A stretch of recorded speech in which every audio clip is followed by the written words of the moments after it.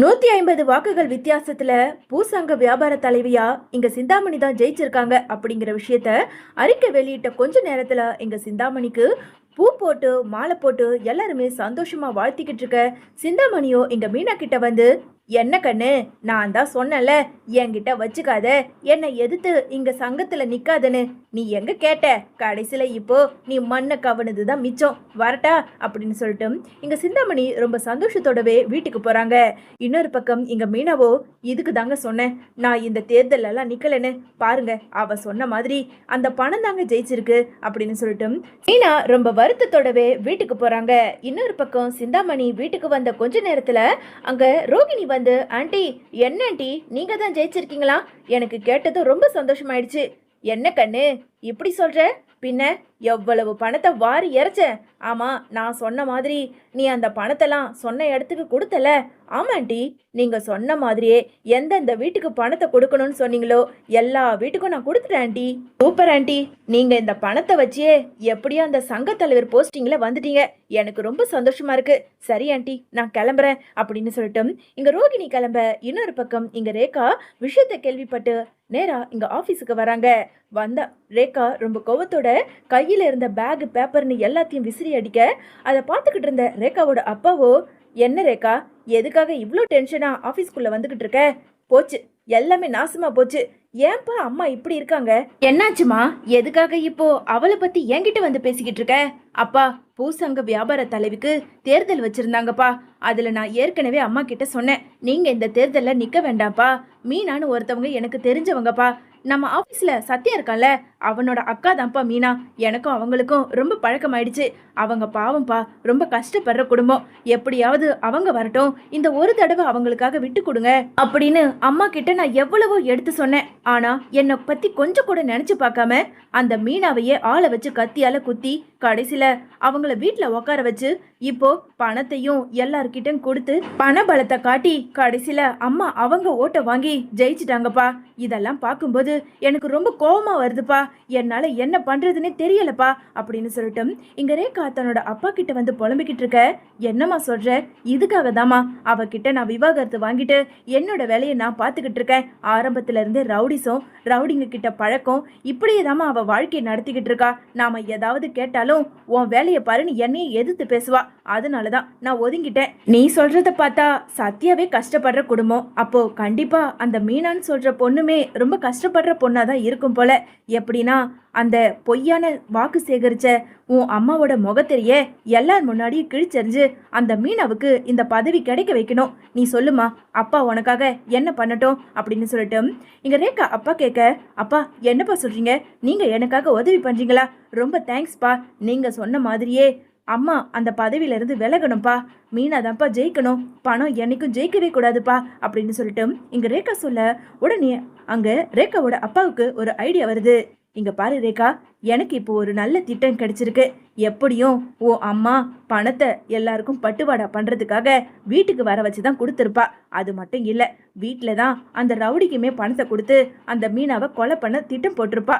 நீ எப்படியும் வீட்டுல சிசிடிவி ஃபுட்டேஜ் இருக்கும்ல, அந்த வீட்டுல போய் எப்படியாவது நைஸா உன் அம்மா கிட்ட பேசி அந்த வீட்டுல இருந்து நீ அந்த சிசிடிவி ஃபுட்டேஜை மட்டும் நீ எடுத்துக்கிட்டு வந்துரு. அதுக்கப்புறம் ஆக வேண்டிய மொத்தத்தையும் நான் சொல்றேன் அப்படின்னு சொல்லிட்டு இங்க ரேகா அப்பா ஒரு ஐடியா கொடுக்க, கொஞ்ச நேரத்துல ரேகா சிந்தாமணியோட வீட்டுக்கு வர, சிந்தாமணியோ தன்னோட ஆட்களுக்கு எல்லாருக்கும் பணத்தை அப்படியே வாரி எரிச்சுக்கிட்டு இருக்காங்க. போன தேர்தலில் ஜெயிச்சதை விட இந்த தேர்தலில் ஜெயிச்சது தான் எனக்கு ரொம்ப சந்தோஷமா இருக்கு. அதுக்கு எல்லாத்துக்கும் நன்றி அப்படின்னு சொல்லிட்டு பணத்தை அங்க வாரி எரிச்சுக்கிட்டு இருக்க வந்த ரேகாவை பார்த்ததும் இங்க சிந்தாமணி இருந்துகிட்டு, வா ரேகா கண்ணு, உன்னதான் எதிர்பார்த்துக்கிட்டு இருந்தேன். அந்த மீனாவுக்கு தானே நீ சப்போர்ட் பண்ணி பேசுவ. இப்ப பாரு, கடைசியில யார் ஜெயிச்சா? இந்த பணம் தானே ஜெயிச்சது. என்கிட்ட மோதி அவ வந்துருவாளா அப்படின்னு சொல்லிட்டு ரொம்ப திமிராவே இங்க சிந்தாமணி ரேகா கிட்ட பேச, போத நிறுத்துமா, என்னமோ அப்படியே நேர்ம வழியில நீ ஜெயிச்ச மாதிரியல இங்க வந்து பேசிக்கிட்டு இருக்க. அந்த மீனாவை ஆளை வச்சு குத்தி கொலை பண்ண பார்த்தவ தானே நீ. என்னமோ அப்படியே ஒழுக்க மாரி பேசிக்கிட்டு இருக்க. என்னதான் இருந்தாலும் நீ பணத்தால ஜெயிச்சிருக்க. ஆனா அவங்க பணம் இல்லாமலே இவ்வளவு ஓட்டு வாங்கியிருக்கிறதே அது பெரிய விஷயம்தான். சரி, வழி விடு அப்படின்னு சொல்லிட்டு இங்க ரேகா ரொம்ப கோவத்தோடவே ரூமுக்கு போய் அங்க யோசிக்க ஆரம்பிக்கிறாங்க.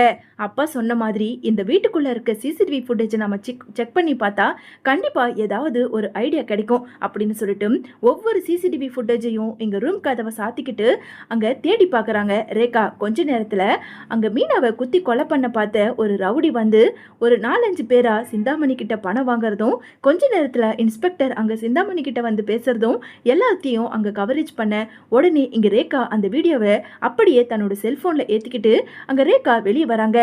என்ன கண்ணு வந்த, இப்போ உடனே எதுக்காக கிளம்புற? கொஞ்ச நேரம் இரு, அம்மா ரொம்ப சந்தோஷமா இருக்கேன், எல்லாருக்கும் விருந்து வைக்கிறதா நான் ஏற்பாடு பண்ணியிருக்கேன் அப்படின்னு சொல்லிட்டு இங்க சிந்தாமணி சொல்ல உடனே ரேகா இருந்துக்கிட்டு அதெல்லாம் ஒன்றும் வேண்டாம், இப்படி போலியா ஜெயிச்சு அந்த சாப்பாடை சாப்பிடணும்னு எனக்கு எந்த அவசியமும் கிடையாது, நீயே உன் அடியாட்கள் கிட்ட சேர்ந்து நல்லா தின்னு, நான் வரேன் அப்படின்னு சொல்லிட்டு அங்க இருந்த ரேகா ரொம்ப கோவத்தோடவே அங்க தன்னோட அப்பாவோட ஆஃபீஸுக்கு வராங்க. வந்த ரேகாவோ அப்பா அப்பா சீக்கிரம் வாங்கப்பா அப்படின்னு சொல்லிட்டு ரேகாவை கூப்பிட, என்னம்மா நான் சொன்ன மாதிரி ஏதாவது உனக்கு கிடைச்சதா அப்படின்னு சொல்லிட்டு அங்க இருந்த ரேகா அப்பா கேட்க, அப்பா சூப்பர்ப்பா, நீங்க சொன்ன மாதிரியே அம்மாவோட சிசிடிவி ஃபுட்டேஜ் எல்லாம் நான் பார்த்தேன்ப்பா, அதுல ஒரு ரவுடி அதான் அந்த மீனாவை குத்தி கொலை பண்ண முயற்சி பண்ணால அவன் அம்மா கிட்ட வந்து பணத்தை வாங்கிட்டு போறதையும், கொஞ்ச நேரத்துல போலீஸ் வரும்போது அவன் எஸ்கேப் ஆகி ஓறதையும் நான் எடுத்துட்டு வந்திருக்கேன்ப்பா அப்படின்னு சொல்லிட்டு அங்க இருந்த ரேகா சொல்ல அந்த சிசிடிவி ஃபுட்டேஜை பார்த்து இங்க ரேகாவோட அப்பாவுக்குமே அதிர்ச்சியா இருக்கு. பாத்தியாமா உன் அம்மா இன்னமும் திருந்தல, இன்னமும் அந்த ரவுடிங்க சகவாசத்தை வச்சுக்கிட்டு அப்படி பணத்தெல்லாம் சேர்த்து என்னதான் பண்ண போறான்னு தெரியல. சரிப்பா, நீங்க சொன்ன மாதிரி நான் சிசிடிவி ஃபுட்டேஜை எடுத்துக்கிட்டு வந்துட்டேன், இப்போ நாம என்ன பண்ணலாம் அப்படின்னு சொல்லிட்டு அங்க இருந்த ரேகா கேட்க, நீ வா நாம போலீஸ் ஸ்டேஷன் போலாம், முதல்ல இந்த சிசிடிவி ஃபுட்டேஜை போலீஸ் ஸ்டேஷன்ல காட்டுவோம், அந்த ரவுடியை பிடிப்போம், அந்த ரவுடியை பிடிச்சு நேரா தேர்தல் ஆணையத்துக்கு கூட்டிட்டு போய் இந்த மாதிரி பண்ணி தான் பணப்பட்டுவாடாலாம் கொடுத்துதான் என் பொண்டாட்டி சிந்தாமணி ஜெயிச்சிருக்கான்னு சொல்லிட்டு நானே வாக்குமூலத்தை கொடுக்குறேன், அதுக்கப்புறம் எப்படியும் தேர்தல் ஆணையத்துல இருந்து அவளை தூக்க தான் போறாங்க, என்ன நான் சொல்றது சரிதானே அப்படின்னு சொல்லிட்டு இங்க ரேகா அப்பா ரேகாவை அழைச்சுக்கிட்டு நேரா போலீஸ் ஸ்டேஷன் போய் அந்த சிசிடிவி ஃபுட்டேஜை காட்ட கொஞ்ச நேரத்துல இன்ஸ்பெக்டருமே ஆளை அடையாளம் கண்டுகிட்டு அங்க அரெஸ்ட் பண்ணி ஸ்டேஷனுக்கு கூட்டிட்டு வந்துடுறாங்க.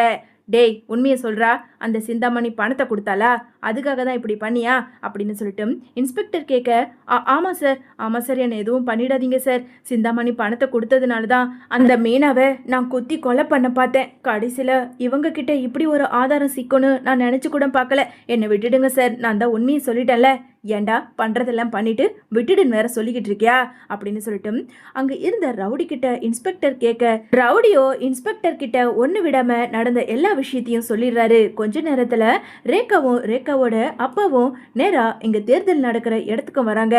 வந்த தேர்தல் ஆணையத்தோட தலைவர்கிட்ட, இங்க பாருங்க சார், இந்த சிசிடிவி ஃபுட்டேஜை பாருங்க, அந்த சிந்தாமணியோட வீட்டுக்கு நிறைய பேர் வராங்க, வர ஒருத்தர்கிட்டையும் கட்டுக்கட்டா அந்த சிந்தாமணி பணத்தை கொடுக்குறா, நீங்களே பாருங்க சார் அப்படின்னு சொல்லிட்டு ரேகா கிட்ட இருந்து அந்த சிசிடிவி ஃபுட்டேஜை வாங்கி அங்க தேர்தல் ஆணையத்துக்கிட்ட கொடுக்க அதை வாங்கி பார்த்த தலைவருமே ரொம்ப அதிர்ச்சி ஆகுறாரு. என்ன சார் இது, இதெல்லாம் உண்மையா? ஐயோ ஆமா சார், அந்த சிந்தாமணி வேற யாரும் கிடையாது, என்னோட முன்னாள் மனைவி தான், அவ சரியான ஃப்ராடு சார், இப்படி தான் பணத்தை வச்சு எல்லாரையும் விலைக்கு வாங்குவா, வட்டிக்கு விடுவா, எனக்கு இதெல்லாம் பிடிக்காம தான் அவளை நான் விவாகரத்து பண்ணியிருக்கேன் சார், நான் பிடிக்கலங்கிறதுக்காக அவ மேல பழிய போட்டு பேசல சார், அவ வீட்டுக்கு எல்லாருமே பணத்தை வாங்கிட்டு போறத உங்ககிட்ட ஆதாரத்தோட தான் காட்டுறேன், நியாயப்படி பார்த்தா அந்த மீனாவுக்கு தான் சார் இந்த பூ வியாபார சங்க தலைவர் பதவி கிடைச்சிருக்கணும், நீங்க எப்படியாவது அந்த சிந்தாமணி கிட்ட இருந்து அந்த பதவியை பறிச்சு நீங்க மீனா கிட்ட கொடுங்க சார் அப்படின்னு சொல்லிட்டு அங்க இருந்த ரேகாவோட அப்பா சொல்ல தேர்தல் ஆணைய தலைவருமே கொஞ்ச நேரத்துல இங்க மீனாவுக்கு ஃபோன் பண்றாரு. இன்னொரு பக்கம் வீட்டுக்கு வந்த மீனாவை விஜயா ரொம்பவுமே கேவலமா பேசிக்கிட்டு இருக்காங்க. இதுக்கு தாங்க சொன்னேன், இவெல்லாம் போய் அந்த தேர்தல் ஆணையத்துல ஒண்ணு நிக்க வேண்டான்னு, இப்ப பாருங்க இவளால எனக்கு மத்தவங்க முன்னாடி அவமானம் தான், என்னமோ ஜெயிச்சு காட்டுறேன் கிழிச்சு காட்டுறேன்னு வார்த்தைக்கு சொன்னா, இப்ப என்ன அந்த சிந்தாமணி கிட்ட மோதி ஜெயிச்சு காட்டிட்டாளா? ஒன்னும் இல்ல அப்படின்னு சொல்லிட்டு இங்க விஜயா பேசிக்கிட்டு இருக்க. அதே நேரம் அங்க அண்ணாமலை இருந்துகிட்டு, விஜயா எதுக்காக இப்போ நீ மீனாவை அவமானப்படுத்தி பேசுற, இப்ப ஜெயிக்கலனாலும் கண்டிப்பா இன்னொரு தடவை ஜெயிச்சு தான் காட்டுவா, அதை பத்தியெல்லாம் நீ பேசுறதுக்கு உனக்கு தகுதியே இல்லை, வாயை முடிக்கிட்டு அமைதியாரு அப்படின்னு சொல்லிட்டு அண்ணாமலை பேசிக்கிட்டு இருக்க. இங்க தேர்தல் ஆணைய தலைவரோ அங்க மீனாவுக்கு ஃபோன் பண்ணி, ஹலோ மீனா கொஞ்சம் சீக்கிரமா தேர்தல் ஆணையத்துக்கு வாங்க அப்படின்னு சொல்லிட்டு அங்க இருந்த தலைவர் சொல்ல கொஞ்ச நேரத்துல இங்க முத்துவை அழைச்சுக்கிட்டு மீனா அந்த இடத்துக்கு போறாங்க. இன்னொரு பக்கம் சிந்தாமணிக்கு ஃபோன் பண்ணி, சிந்தாமணி கொஞ்சம் நீங்க இங்க தேர்தல் நடக்கிற இடத்துக்கு வாங்க அப்படின்னு சொல்ல, சிந்தாமணி மறுபடியுமே கார் எடுத்துக்கிட்டு அதே இடத்துக்கு போறாங்க. ரேகாவோட அப்பாவும் ஏற்கனவே அந்த இடத்துல நின்னுக்கிட்டு இருக்கிறத அங்க சிந்தாமணி பார்க்க, உடனே சிந்தாமணியும் ரேகாவை பார்த்து, என்ன ரேகா கண்ணு, அவசர அவசரமா வீட்டை விட்டு வெளியே போனேன், ஆனா இப்போ எதுக்காக உன் அப்பா கூட இங்க வந்து நின்னுக்கிட்டு இருக்க அப்படின்னு சொல்லிட்டு சிந்தாமணி கேட்க, எதுக்காகவா, இன்னும் கொஞ்ச நேரத்துல நான் எதுக்காக இங்க வந்து நின்னுக்கிட்டு இருக்கேன்னு தெரியதான் போகுது இரு அப்படின்னு சொல்லிட்டு அங்க இருந்த ரேகா சொல்ல, கொஞ்ச நேரத்துல அங்க இருந்த தலைவருமே, என்ன சிந்தாமணி இதெல்லாம், நீ பண பட்டுவாடா பண்ணிதான் மக்களை எல்லாரையும் உன் பக்கம் இழுத்துக்கிட்டு நீ இப்படி தேர்தலில் ஜெயிச்சிருக்கியா, சிசிடிவி ஃபுட்டேஜை உன் பொண்ணும் உன் புருஷனும் எடுத்துட்டு வந்து இங்க காட்டிட்டாங்க, இப்படி பண்றதுக்கு உனக்கு கேவலமா இல்ல அப்படின்னு சொல்லிட்டு அங்க இருந்த தலைவரோ சிந்தாமணியை பயங்கரமா வெளுத்துவாங்க. இன்னொரு பக்கம் மீனாவுக்கு ஆதரவா பேசின மக்களுமே, அதான் சார், நாங்க எல்லாருமே மீனாவுக்கு தான் ஓட்டு போட்டோம், மீனா தான் எலெக்ஷன்ல வரணும் ஜெயிக்கணும்னு நாங்க ரொம்ப ஆர்வமா பேசணும், சொல்ல போனா மீனாவை நாங்க தான் சார் எலெக்ஷனுக்கு போட்டியிட கூப்பிட்டோம், ஆனா மீனா ஜெயிக்கலன்னு நினைக்கும் போது எங்களுக்கு அப்பவே சந்தேகமா இருந்தது, இந்த சிந்தாமணி தான் ஏதோ ஃப்ராடு வேலை பண்ணியிருக்கான்னு அப்படின்னு அங்க இருந்த மக்கள் மீனாவுக்கு சப்போர்ட்டா பேசிக்கிட்டு இருக்க, உடனே தேர்தல் ஆணைய தலைவரோ, இங்க பாரு சிந்தாமணி, நீ பண பட்டுவாடு பண்ணிதான் இந்த எலெக்ஷன்ல ஜெயிச்சிருக்க, அதனால உன்னோட பதவியை நாங்க பறிச்சு மீனா கிட்ட கொடுக்க போறோம், இனிமே மீனா தான் பூ வியாபார சங்க தலைவர் அப்படின்னு சொல்லிட்டு மாலையை வாங்கி அங்க இருந்த மீனாவுக்கு போட, மீனாவுக்கு ஒரு பக்கம் சந்தோஷமாக முத்து பட்டாசுன்னு வெடிச்சு எல்லாருமே அங்க சந்தோஷமா இருக்க, இன்னொரு பக்கம் சிந்தாமணியும் மறைச்சுக்கிட்டு இருக்க, ஏய் ரேகா, என்ன காரியம் பண்ணியிருக்க, இதெல்லாம் உன்னை பண்ண சொன்னாங்களா, உன் அப்பன் கூட சேர்ந்துக்கிட்டு என்னையும் இவங்க முன்னாடி அவமானப்படுத்திட்டல அப்படின்னு சொல்லிட்டு சிந்தாமணி கேட்க, உடனே அங்க இருந்த ரேகா இருந்துக்கிட்டு, பின்ன என்னம்மா, பணத்தை கொடுத்து எல்லாத்தையும் சாதிச்சிடலான்னு பார்த்தா உன்னால முடியுமா, அதெல்லாம் முடியாதுமா, என்னைக்கா இருந்தாலும் பணம் ஜெயிக்காது, நேர்மை மட்டும்தான் ஜெயிக்கும், இதுக்கே நீ அதிர்ச்சி அடைஞ்சா எப்படி, இன்னும் கொஞ்ச நேரத்துல நீ போய் ஜெயில கம்பி என்ன போற அப்படின்னு சொல்லிட்டு ரேகா சொல்ல, இதை கேட்டதும் சிந்தாமணிக்கு ரொம்ப அதிர்ச்சியா இருக்கு. ஏய் ரேகா, என்ன சொல்ற, ஆமா நீ மீனாவையே ஆளை வச்சு கத்தியால குத்த முயற்சி பண்ண ஆளு தானே நீ, எல்லாத்தையும் நானும் பார்த்தேன், அவன் அந்த ரவுடியை வீட்டுக்கு வர வச்சு அவனுக்கு கட்டுக்கட்ட பணத்தை கொடுத்தியே, அதையும் நான் பார்த்தேன், போலீஸ்ல அவனை பிடிச்சி கொடுத்துட்டு தான் அடுத்த நிமிஷம் நாங்கள் இங்கே வந்தோம், இப்போ இன்னும் கொஞ்ச நேரத்தில் நீ ஜெயிலுக்கு போக தான் போற அப்படின்னு சொல்லிட்டு ரேகா பேசிக்கிட்டு இருக்க, அதே நேரம் அங்கே இன்ஸ்பெக்டர் அந்த ரவுடியை அழைச்சிக்கிட்டு சிந்தாமணி இருக்க இடத்துக்குமே வராங்க.